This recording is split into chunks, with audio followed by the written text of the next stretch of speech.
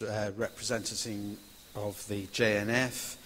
My question is, can the candidates confirm that their party will have a zero-tolerance policy towards the boycott, divestment and sanctions movement against Israel, which is in reality loosely veiled anti-Semitism? Right. I'm going to start with Sajid Javid on this. Yep. Thank you.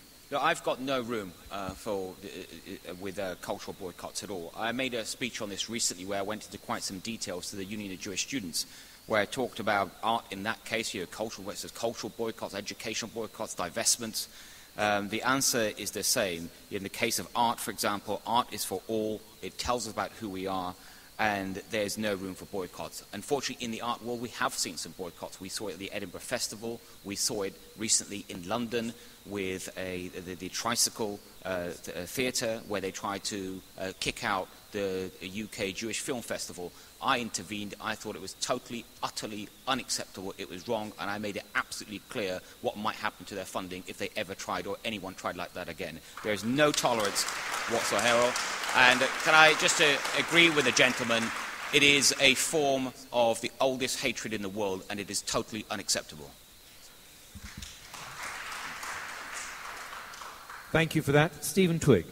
I absolutely agree. I think there is no place for campaigns for boycotts and for sanctions. And if we're looking at this in the context of the situation in the Middle East and the Israeli-Palestinian conflict, if we are going to achieve what the manifesto calls for, which is a lasting two-state solution with a viable Palestinian state alongside a secure state of Israel, we're not going to achieve that through boycotts. It's going to be achieved through dialogue, through people working together, greater understanding between peoples. All that boycotts do is to promote hostility, to promote gaps between people, not to encourage people to work together. And of course, we've seen this for decades, attempts to delegitimize Israel, to somehow suggest that Israel and its challenges are unique when there are challenges all over the world. It is completely and utterly unacceptable. And whatever differences there may be about the policies of different governments, the policies of the current Israeli government, and we can have a discussion about that, the Labour Party is very clear. We do not support boycotts, and they are not something that will ever be encouraged by me or by the Labour Party. Thank you. Benali Hamdash.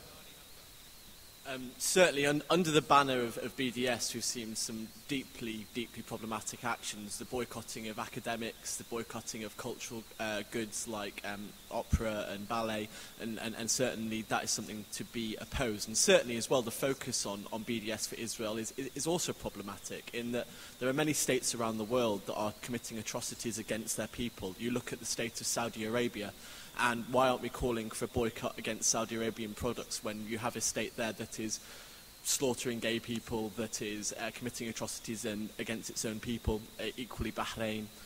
So certainly I think we need to focus out and look at human rights as a whole. And I certainly think we need to challenge instances, certainly for instance with George Galloway, where he refused to speak with an Israeli speaker. I think those are instances that can't be allowed to be used under the BDS banner. Thank you very much for that. Finally, Tom Brake. Well, it looks as though we might have consensus again. Certainly, we do not support the idea of a boycott, certainly a boycott of cultural activities. But I suppose the counterpart to that is that certainly I would want the UK government to do what it can to encourage dialogue between the Israeli government and Abbas, because I think without that dialogue, it is difficult to see how a two-state solution is ever going to be arrived at. Obviously, on Tuesday, the outcome of the election in Israel may provide some pointers as to where the Israeli government is going to go on this issue. It will clearly require Abbas and his government to take the right steps and say the right things in relation to the right for Israel to exist. But that dialogue has got to happen. Thank you very much for that. For the Board of Deputies has created consensus on two issues. Don't get the wrong impression that we always agree among ourselves.